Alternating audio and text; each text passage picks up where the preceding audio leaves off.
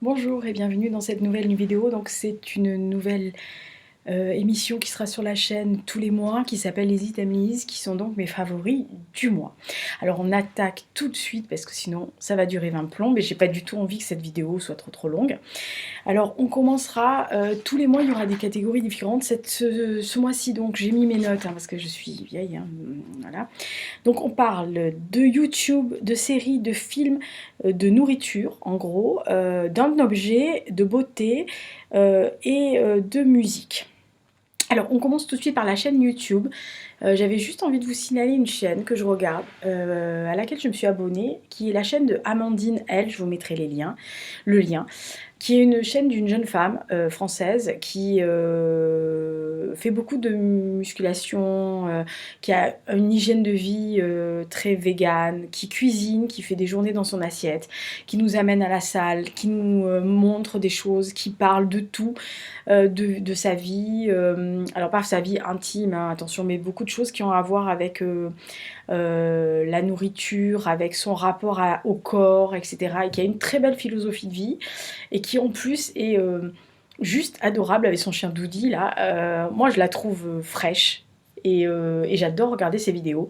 En plus, ça me donne envie de cuisiner ce qu'elle cuisine. Donc, en gros, elle va finir par m'amener à bouffer du quinoa.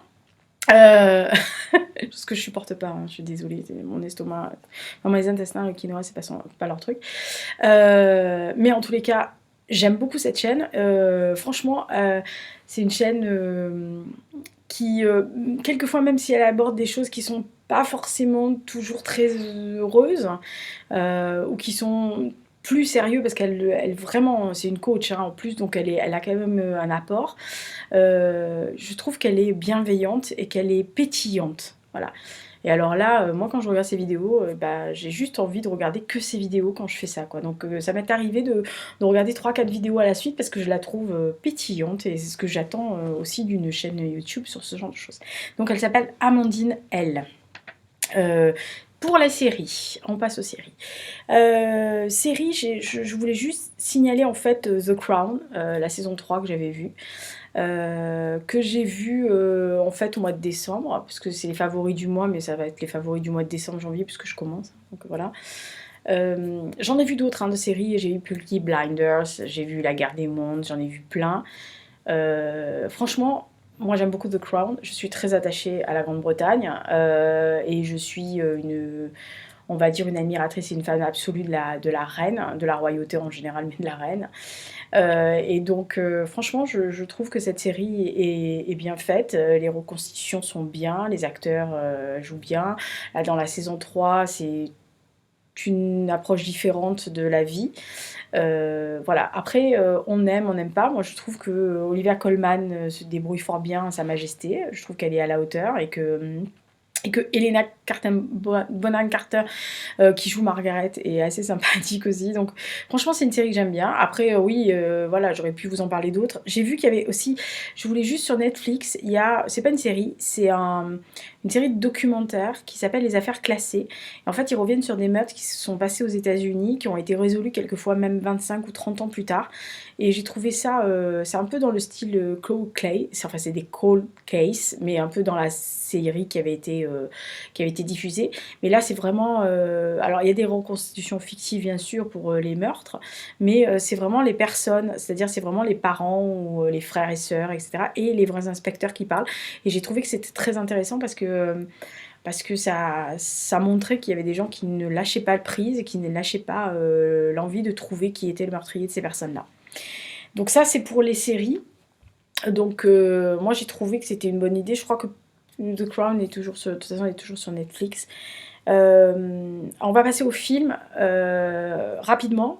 Star Wars 9, je vous invite à voir la vidéo que j'ai faite le 31 décembre dernier, enfin que j'avais tourné le 31 décembre dernier, qui s'est, je crois, mis en ligne un peu plus tard. Enfin, j'en sais rien parce qu'en fait, elle affiche le 31, mais elle a été diffusée un peu plus tard. Bon, bref, le 31 décembre, où j'ai vraiment fait mon avis sur ce film de Star Wars 9. Il n'empêche que dans les objets qui va avec le film, je montre mon favori du mois, de l'année, voilà. Je trouve qu'on fait un joli couple. Je suis assortie, en fait. Je suis sortie, mon rouge à lèvres est sorti au sabre de Kylo Ren. Voilà, il y en a qui vont me prendre pour une dinde, mais je revendique mon team Kylo Ren, hein. Je continue à revendiquer mon team Kylo Ren. Donc Star Wars, on n'en parle pas. J'ai vu aussi, j'en ai vu d'autres, hein, mais j'ai vu surtout le dernier film de Terrence Malick, Une vie cachée, qui est en fait tiré d'une histoire vraie d'un Autrichien, paysan autrichien qui a été, après l'Anschluss, a été incorporé à la Wehrmacht, mais qui, après avoir vu ce qui se passait, n'a pas voulu y retourner sur le front et donc a décidé de se soumettre à l'autorité du Reich et en a payé le prix puisqu'il a été incarcéré, etc. Donc c'est vraiment, alors c'est du Terrence Malick, c'est-à-dire que ça fait à peu près 3 heures, c'est filmé magnifiquement. Les plans sont merveilleux, mais c'est du Malick, hein. On est capable de filmer, enfin lui il est capable de filmer un champ de blé pendant 3/4 d'heure, hein. Visuellement c'est sublime, l'histoire est belle, émouvante, forte. Il y a beaucoup de dénonciations aussi de la part de Malick, un peu discrètement, mais qui est quand même, enfin qu'on comprend. Il faut être débile pour pas comprendre. Les acteurs sont magnifiques. Il y a Auguste Diel, je sais pas comment prononcer, l'allemand et moi ça fait 19. Franchement, je trouve que ce couple est magnifique. Je suis sortie de ce film en disant il est sublime mais visuellement, et en plus moi il m'a vraiment beaucoup touchée, j'ai trouvé ça sensible, j'ai trouvé ça beau, touchant, humain, malgré toutes les horreurs, humain, et je trouve que la beauté du cinéma de Malick c'est ça, c'est-à-dire que vraiment il arrive à toucher les gens, et qui fait réfléchir. Quand on sort du cinéma, on réfléchit. Moi, j'avais déjà lu cette histoire-là, et j'étais contente que ça soit porté à l'écran et que ça m'a vraiment envie de me replonger dans cette période en Autriche. Et du coup, j'ai ressorti un vieux livre que j'avais acheté il y a... Bref, qui parlait justement des résistants au régime d'Hitler et qui étaient au sein du Grand Reich. Donc des gens qui, c'est pas grave, voilà, c'est mes voisins, vous savez, vous avez l'habitude maintenant, ils claquent les portes, qui étaient au sein du Grand Reich, mais qui ont lutté au détriment de leur vie, de leur famille, quelquefois, de leur liberté. Bref, qui n'ont pas été dans un long chemin tranquillement en train de regarder les oiseaux et qui n'ont pas fait les pires horreurs. Voilà. Qui ont essayé de lutter à leur niveau contre le rouleau compresseur. Donc le film de Terrence Malick, Une vie cachée, si vous l'avez pas vu, si vous aimez ça, franchement il faut aller le voir, c'est vraiment un très très beau film. Alors après les séries YouTube, donc les vidéos et les films, donc vidéo, ça c'est l'image, on va passer à la musique. Bah oui, parce que voilà. Alors au mois de décembre et un peu au mois de janvier, j'ai carburé à ça. Le premier qui se moque, ça va pas le faire. Vous voyez bien? Voilà. David Bowie qui compte Pierre et le loup, donc évidemment sur une musique de Prokofiev, hein, on va pas refaire le monde. Et alors ce CD-là, moi je l'avais entendu il y a des années, je ne sais plus comment, sûrement sur un vieux 33 ou un vieux machin, je sais pas. Et je suis retombée dessus parce que c'était la période de Noël et que j'aime bien écouter certains contes. Et je suis retombée sur Pierre et le loup. Je le mets à l'écran parce qu'il est trop beau ce machin. Et en fait, je suis retombée sur Pierre le loup, mais la version non narrée par David Bowie. Et je me suis rappelée de ça. Et j'ai essayé de chercher et je l'ai retrouvé sur Spotify. Sur Spotify ou sur YouTube. Je l'ai retrouvé sur YouTube d'abord. Et je me suis dit, oh, il faut que je l'achète. Et donc j'ai cherché, je ne le trouvais pas, et je suis allée sur un site de vente en ligne, d'occasion, et je l'ai acheté, je l'ai trouvé d'occasion, et je l'ai téléchargé après sur mon MP3 parce que franchement, enfin j'adore. En plus, bon, la voix de David Bowie et le conte de Pierre et le Loup et la musique de Prokofiev. Voilà. En plus, il y a Casse-Noisette aussi, des Tchaïkovski dessus. Je vous montre ce qu'il y a. Voilà, comme ça vous pouvez regarder. C'est un bonheur. Hein. Perso, j'ai carburé à ça de pratiquement fin décembre à maintenant, parce que je l'écoute assez régulièrement. Je trouve ça génial. Voilà, donc ça c'était pour la musique. Et donc après, on va passer aux choses. Non, si. On finit par la beauté ou par la bouffe? Ah, on va finir par la bouffe. Enfin, par les. Vous allez voir. Donc, la beauté. Comment vous expliquer? Je vais vous poser d'abord, je vais vous montrer d'abord ce que j'utilise tous les matins et tous les soirs parce que depuis. Oh, c'est génial, il y a du soleil, donc vous allez pouvoir voir le truc. Ça s'appelle gelée d'eau.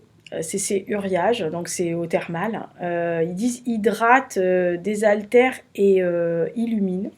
Alors je sais pas si je suis lumineuse là, visiblement moins, parce que le soleil tourne, mais j'ai une peau qui est mixte à sèche. En vieillissant, ça ne s'améliore pas. Super. Et en fait, je cherchais depuis assez longtemps, je ne suis pas très fidèle hein, dans les marques de cosmétiques. J'ai très longtemps pris Natura Siberica. Bref, j'aime bien changer dans les crèmes assez régulièrement, tous les 3, 4, 5 mois, je change. J'avais jamais utilisé ça et en fait, j'ai eu par une de mes copines qui m'a dit oh tiens, j'ai eu un échantillon, machin, j'ai essayé. Ah, c'est pas mal et tout, ça fait un peu une gelée, donc je sais pas si vous pouvez le voir à l'écran, j'en sais rien. Puis en plus, moi, je sais pas du tout faire ça. Donc si je fais ça. Ouais, ah bah voilà, là, ah, magnifique. Dans le soleil, là. Je le jette pas, je vais le mettre sur mes pommettes parce que c'est l'endroit où ça nécessite le plus. Vous voyez? Voilà. Moi, j'aime bien. C'est un truc... voilà. Alors déjà, c'est frais. Oh, c'est bien en direct, c'est magnifique. Je vais luire comme un petit verre de lui. Bref. Et je cherchais, et donc elle me l'a donné, et je l'ai essayé, et j'ai trouvé... Alors premièrement, ça... Il n'y a pas d'odeur. Hein. Enfin, pour moi, il n'y en a pas. C'est frais, c'est de la gelée d'eau, donc c'est comme de l'eau. Et ça ma peau a bu ça, mais à une vitesse fulgurante. Et j'ai acheté le crème d'eau riche pour la nuit. Et donc depuis pratiquement 2 mois et demi, je ne fonctionne qu'à ça. Parce que, bah écoutez, ma peau le tolère. Je fais pas de boutons, je fais pas de réaction allergique bien pourrie. Et dès que j'essaye de sauver les meubles, vu le Mistral et la Tramontane, bah, ça sauve bien les meubles, hein, ce genre de truc. Donc c'est donc eau thermale, gelée d'eau de Uriage. Il y a toute une gamme. Il y a crème d'eau riche. Il y a un soin embellisseur qui est un peu dans la texture, une espèce de texture un peu, on dirait du tarama. Sérieux, hein. Et en plus c'est rose, donc c'est un peu... Enfin, tarama c'est chimique, hein, c'est rose, hein. Je vous signale que le tarama c'est un peu beige, hein, en vérité. Mais je trouve ça fabuleux et j'aime beaucoup cette marque, je ne connaissais pas du tout. Enfin, je connaissais le nom, hein, voilà, mais je ne l'avais jamais essayé et franchement, depuis Uriage, bah, je ne sais que ça. Et pour celle qui bloque sur mon vernis, je sais pas du tout ce que c'est un vernis bleu foncé que j'ai acheté sur un marché, hein, donc il n'y a pas de marque. Voilà. C'est bien parce que le soleil tombe juste sur ce qu'il faut. Donc c'est le rouge à lèvres que je porte actuellement, qui est le rouge Ink Matte de Chanel. Il s'appelle Rouge Allure Ink Fusion. C'est le 822 qui s'appelle Deep Pink. Bah, il n'est pas si pink que ça, hein. Je vous le mets, j'essaye, mais ça ne focalise pas des masses parce que c'est pas censé focaliser des trucs. Enfin bon, bref. Voilà, donc ça se présente comme ça, avec un embout qui est un peu incurvé. Voilà. Et alors, vous le mettez sur les lèvres. Donc ça fait un espèce de gloss, hein, en gros, rouge. J'essaye de... Voilà, c'est ça.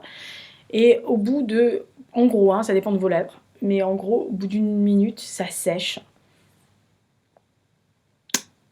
Voilà, il n'y a rien.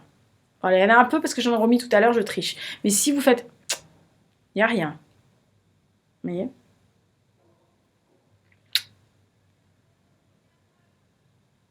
Voilà, il y a juste sur les bords, parce que j'en ai remis avant la vidéo, mais et donc il ne doit pas être sec. Mais quand c'est sec, ça bouge pas. Et ça ne bouge pas toute la journée, c'est-à-dire que franchement, je le mets le matin, je m'en vais de chez moi, il est 7 h. Je peux manger, alors je dis pas qu'il reste parfaitement comme ça, mais je peux manger, j'en ai toujours. Et je peux rester jusqu'au soir, j'ai pas de retouche à faire, ou alors si vous voulez faire une retouche, vous humectez un peu et vous remettez un peu dans les commissures, parce que c'est généralement là que ça part, et ça revient. Voilà, et donc franchement, bon, alors c'est Chanel, vous allez me dire, ouais, d'accord. Il y en a sûrement d'autres marques qui sont aussi bonnes et moins chères. Quand on aime, voilà. Le mascara, c'est aussi Chanel, hein, mais bon, vous n'allez pas commencer. Alors, ça, c'est la beauté. On finit par les deux choses avec lesquelles j'ai carburé au mois de décembre et au mois de janvier. Le premier, en décembre, c'est facile hein, quand même, voilà. Donc, c'est Christmas Tea de Yogi Tea. En plus, la boîte, elle est trop chou. Oh, c'est choupinet. J'éclaire la boîte, c'est trop bien. En fait, le soleil arrive quand je mets des trucs. Bref, il est complètement con ce truc. Donc voilà, vous pouvez voir ce qu'il y a à l'intérieur, hein, de l'anis étoilé, cannelle, voilà. Je sais pas, il y a de la réglisse, de la coriandre, je sais, il y a du clou de girofle, enfin il y a un peu tout ce que vous voulez. Moi j'ai beaucoup aimé, ça se présente, bah, vous le savez, ça se présente dans des sachets, on va me dire que c'est pas très écologique. Voilà, c'est bon. Hein. Voilà, ça se présente dans des sachets comme ça. C'est pratique parce que c'est aux épices, donc vous pouvez les récupérer, les transporter avec vous, vous n'êtes pas obligé de vous taper toute la boîte. Donc ça c'est la version, on va dire feignasse. La vraie version de Lisa, c'est en sachet. Voilà. Alors, à travers l'écran, je pense que vous n'allez pas sentir du tout. Et la version de Lisa fait ça. C'est-à-dire que Lisa a ça. C'est une petite, comme une petite théière, mais voilà. C'est mon truc pour mettre le thé. Voilà. Mon infuseur. Donc, hop. Ça, c'est pratique. C'est un infuseur génial. Voilà, j'adore. Hein. C'est trop choupi. Ça fait des années que je l'ai, ce truc. D'ailleurs, je pense qu'elle va me lâcher un jour les trucs là sur le côté parce que ça branlait. Donc, j'ai mis de la colle glue. Mais je pense qu'elle va mourir un jour. Et donc, je carbure tout le temps à ça. Alors, vous allez voir, c'est du thé de Noël. Ça vient de chez Damien Frère. Hein, parce que ça fait partie des thés que j'aime beaucoup. Là, c'est un thé de Noël. Punaise, on va rien voir. Voilà, c'est un thé de Noël noir aromatisé, donc forcément il y a de la cannelle, de la vanille, de la pomme, de l'amande amère, un peu de gingembre et des pétales de fleurs. Franchement, alors il existe thé à Noël, thé en Provence, thé à Vienne, thé à Paris je crois. Moi j'ai thé à Londres et thé à Vienne. Vienne est un peu aromatisé avec du chocolat. Mais voilà, c'est mon deuxième paquet. Le premier, je l'avais acheté par correspondance avec de la confiture, enfin de la gelée de Luxembourg qui est une pure merveille au thé. Et du thé de Noël à Vienne. Il a été liquidé entre Noël et le jour de l'an. Celui-là a été liquidé début du mois de janvier, donc j'en ai racheté. Franchement, j'adore. Voilà, je pense que c'est ma marque préférée de thé. Quelquefois avec mariage, parce que mariage a des thés par exemple verts comme le Marco Polo, si je me souviens bien, qui est vraiment délicieux, vraiment. Donc c'est vraiment, ça fait partie des thés que j'aime beaucoup, Damien Frère et Noël à Londres. Je pense que de tous, Noël à Londres et Noël à Vienne, ce sont mes préférés absolus de thé. Voilà. Donc ça, c'était les items list du mois. Donc j'ai triché parce que c'est les items list de mois de décembre et janvier. Donc en février, ça sera les items list de février. Puisque en gros, il y aura sûrement des choses. Alors ça peut aller à la musique. J'avais envie de vous parler de certaines musiques que je découvre. Ça peut être des films comme j'ai fait tout à l'heure. Ça peut être une chaîne YouTube. Ça peut être un livre. Alors il n'y aura pas de livre, à moins que ça soit un coup de cœur absolu. Mais un coup de cœur absolu hors roman, c'est-à-dire une BD, une encyclopédie, quelque chose vraiment, parce que sinon il y a les points lecture, il y a les book hauls, voilà, donc je vais pas mettre des livres en plus dessus. Je vais partir avec Kylo Ren. Non mais c'est Non, je trouve on fait bien, enfin un joli couple.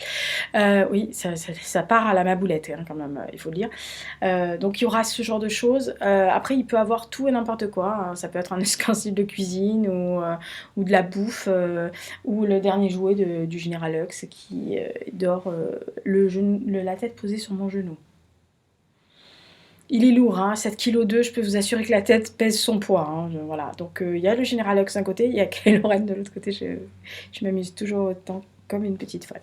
Voilà, donc ça c'était les items donc les favoris du mois. J'espère que ça vous a plu. Si vous connaissez, si vous utilisez, si vous avez vu, si vous avez écouté, si vous êtes allé voir la chaîne d'Amandine, ben moi j'adorerais que vous me disiez ce que vous en pensez dans les commentaires. Et si vous avez d'autres choses à me faire découvrir, que ça soit dans les éléments que j'ai présentés là ou dans les chaînes YouTube, alors allez pas me demander d'aller voir des chaînes YouTube sur des trucs qui ne m'intéressent pas, hein. En gros, vous voyez à peu près ce qui peut m'intéresser. Enfin, voilà quoi, si vous me faites ça pour aller sur des trucs de macramé, machin, voilà. Par contre, tout ce qui est crochet, couture, découverte d'artistes, etc., moi je prends. Donc voilà, si vous avez quelqu'un à me faire découvrir, moi, ça serait plaisir, puis c'est vraiment ça, voilà. Et j'espère que tout va bien pour vous et que le mois de janvier se passe bien et on se retrouve pour le point lecture, je crois. Voilà. Allez, au revoir, bonne semaine. À bientôt.